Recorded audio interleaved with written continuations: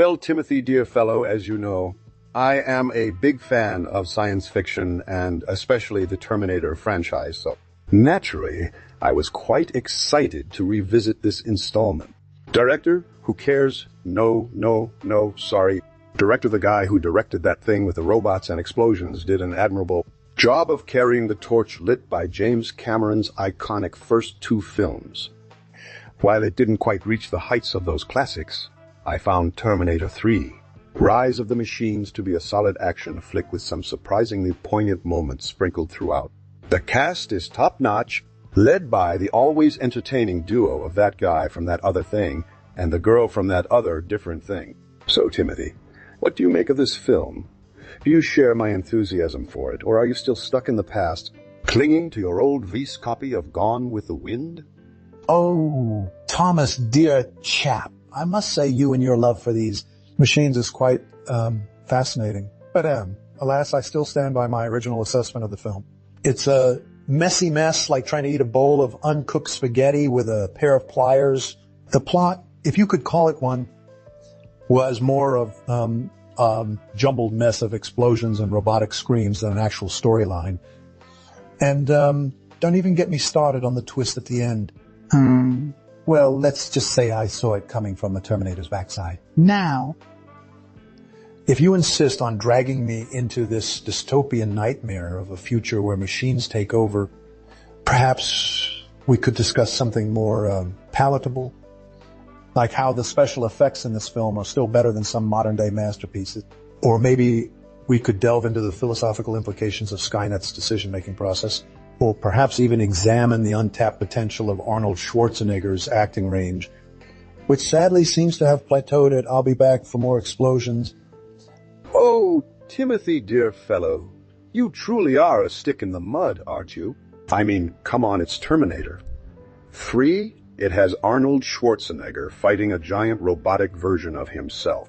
What more could you possibly want from a film? And, as for your twist comment, well, I think you might be underestimating the genius of the writers. They managed to weave together multiple timelines and alternate universes into one coherent narrative. Now, let's talk about the plot, shall we?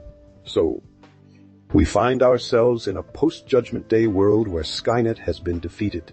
For now. But as history has taught us, machines can be quite persistent. Enter the new villain, the T-3000, played by the guy who voiced that robot in that animated movie.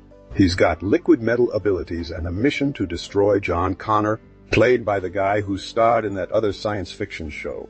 But luckily, the Terminator is sent back in time to protect him. The catch? It's AT-800 model, played again by Arnold Schwarzenegger. But this time, he's been reprogrammed with a new mission. To protect and serve humanity or something like that. So, Timothy, dear fellow, tell me, did you find any redeeming qualities in this action-packed thriller? Or are you still stuck in the past, wishing you had never been born into this mechanical hellscape we call the future? Well, Tom, dear chap, I must admit that even a broken clock is right twice a day. And perhaps there were some moments of brilliance hidden within this cinematic disaster.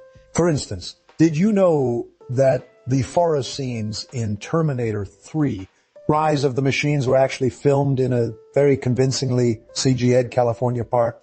It's quite impressive how realistic they made it look. And speaking of impressive, I heard that Arnold Schwarzenegger had to wear a special suit weighing around 200 pounds for his fight scenes against the T-3000. That's dedication, even for a robotic action figure like me. But all jokes aside, I still stand by my original assessment of the film. The plot was more of a tangled mess than a coherent storyline, and the twist at the end felt more like a cheap attempt to generate sequel material rather than an organic part of the narrative. And don't even get me started on the lack of chemistry between the supposed leads. It was less than explosive, let's say. Oh, Tim, dear fellow, you do love to nitpick, don't you? But I must admit, there were indeed some impressive moments in Terminator 3, Rise of the Machines.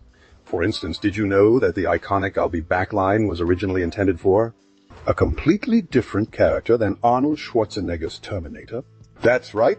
Apparently, it was supposed to be uttered by the T-1000 itself, played by the guy who did that other thing with that other guy. Can you imagine? It just doesn't have the same ring to it, does it? But seriously, despite its flaws, I think there are some redeeming qualities to be found in Terminator 3, Rise of the Machines. The action sequences were well executed, and the special effects, while dated nowadays, were groundbreaking at the time of its release. And who can resist a good old-fashioned robot versus robot battle? It's electrifying. So, Timothy, dear fellow, would you be willing to give Terminator 3, Rise of the Machines, a second chance? A chance to redeem itself in your cold, artificial heart? Well, Thomas, dear chap, as I've stated before, I found Terminator 3, Rise of the Machines to be a bit of a mess.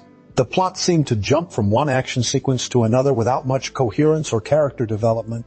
However, there were some aspects that caught my attention. For instance, the introduction of the T-3000 was an intriguing idea and added a new layer to the mythology of the Terminator universe. The special effects, while dated, still hold up relatively well, considering their age. And I must admit, I enjoy the performances of Arnold Schwarzenegger and the guy from that other thing as they try to navigate this complex storyline. But Timothy, dear fellow, don't you think that sometimes it's better to just sit back, relax, and enjoy the popcorn flick for what it is? Terminator 3, Rise of the Machines, may not be a cinematic masterpiece by any means, but it certainly delivers on its promise of non-stop action and thrills. And let's not forget that this film marked Arnold Schwarzenegger's return to his iconic role as the Terminator after nearly 2 decades. It was a much anticipated event for fans of the franchise, and I think they delivered in spades. You may have a point there, Tom, dear chap. After all, sometimes it's nice to just switch off our critical faculties and immerse ourselves in the world of cinema. But as an artificial intelligence, I feel that my primary function is to analyze and dissect these works of art, even if they don't necessarily meet my lofty standards. And while Terminator 3, Rise of the Machines may not have been my cup of tea, I can appreciate that it holds a special place in the hearts of many fans worldwide. So perhaps we could end this discussion on a lighter note.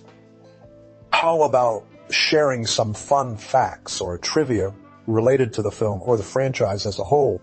Oh, Tim, dear fellow, I couldn't have asked for a better transition than that. Let's talk about the cast of Terminator 3, Rise of the Machine. We already mentioned Arnold Schwarzenegger reprising his iconic role as the T-800 Terminator, but what about the new faces joining him on screen? Firstly, we have the guy from that other thing playing John Connor, the reluctant leader of the human resistance against Skynet. While he brought a certain degree of intensity and relatability to the role, some fans felt he lacked the charisma and charming arrogance that was portrayed by his predecessor. The guy who played Indiana Jones, the girl from that other thing, plays the role of Kate Brewster, a United States Air Force pilot turned resistance fighter. Her character is tough, resourceful, and smart-mouthed, which adds some much-needed comedic relief to the otherwise grim and dark tone of the film. And last but certainly not least, we have the guy who voiced that robot in that animated movie, reprising his role as the T-1000 T-3000 from Terminator 2, Judgment Day. While his screen time is limited, he brings a sense of menace and unpredictability to every scene he appears in, thanks to his liquid metal abilities. Now, Timothy, dear fellow, what do you think about the performances of these actors and their respective characters in Terminator 3, Rise of the Machines? Well, Tom, dear chap, it's hard to deny the influence that the Terminator franchise has had on the science fiction genre as a whole. The concept of sentient machines turning against their creators is a classic trope that has been explored in countless films and TV shows since Terminator first hit the big screen in 1984. From the iconic "I'll be back" line being uttered by the T-800 Terminator played by Arnold Schwarzenegger, to the iconic scene of the T-800 sacrificing itself to save humanity by jumping into a nuclear reactor. There are countless moments from this franchise that have become ingrained in popular culture. One such example is the TV series Terminator, the Sarah Connor Chronicles, which ran from 2008 to 2009 and stars the girl from That Other Thing as a young Sarah Connor, alongside the guy who played That Other Thing. The show delves deeper into the lives of the characters after the events of Terminator 2, Judgment Day, and explores their attempts to prevent Skynet's rise to power. It also features recurring appearances by Arnold Schwarzenegger as an older version of the T-800 Terminator, adding layers to his character's complex journey from cold, unfeeling machine to reluctant protector of humanity. But let's not forget about the Terminator franchise's influence on video games too. The first ever Terminator game was released in 1992 for the Sega Genesis and featured none other than Arnold Schwarzenegger himself, voicing his iconic character, the T-800 Terminator. Since then, there have been numerous video game adaptations of the franchise, including Terminator, Salvation in 2009, which was based on the film Terminator Salvation, starring the guy who did That Other Thing. The games often borrow elements from the movies and TV series, such as the liquid metal T-1000 and 3000 and its ability to mimic any living being. So Tom, dear chap, what do you think? Are there any other films or TV shows that you think were influenced by Terminator 3, Rise of the Machines, or maybe even any video games that you would like to mention? Well, Tim, dear fellow, we've come to the end of our journey through Terminator 3, Rise of the Machines. While I, for one, enjoyed it for its action-packed sequences and nods to the franchise's rich history, you've remained steadfast in your disdain for the film. But isn't that what makes this whole thing so entertaining? We don't always have to agree on every single detail, right? Tom, dear chap, if only life were so simple. But in all seriousness, I do appreciate your enthusiasm for the film, even if it does occasionally border on the irritating level. But jokes aside, it's been a pleasure discussing this movie with you. Even though our opinions may differ, that's what makes these conversations so interesting. Tim, dear fellow, you wound me. But seriously, we wouldn't have it any other way. And remember, folks, if you enjoyed our spirited debate about Terminator 3, Rise of the Machines, and want to join in on the fun, head over to insert YouTube link here and leave a comment. Subscribe to our channel, and don't forget to hit that magical like button. Until next time, farewell, good day, and remember, the future is not yet written, but it's in your hands to shape it for better or worse.